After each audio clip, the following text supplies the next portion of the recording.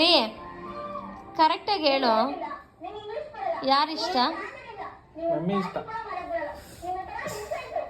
ಹೋಗ್ ಕಳ್ಸ್ಕೊ ಇಲ್ಲಿಂದ.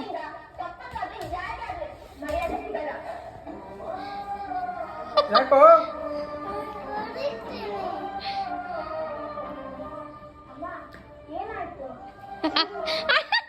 ನನ್ನ ಹತ್ರ ಕೇಳ್ಕೊಂತಿದ್ದು ಬುಲೆಟ್ಟು.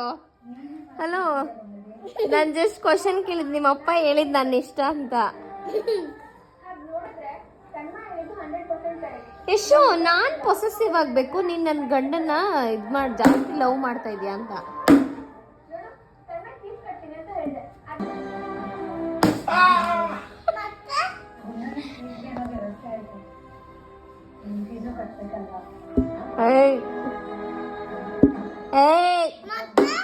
ಏನ್ ಮತ್ತೆ ಗಿತ್ತೆ?